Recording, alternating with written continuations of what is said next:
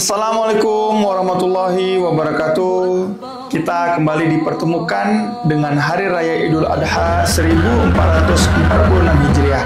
Di hari yang penuh berkah ini, saya Afdal Khairullah Muklis, Wakil Wali Kota Banda Aceh, atas nama pribadi dan pemerintahan Kota Banda Aceh, saya mengucapkan selamat Hari Raya Idul Adha.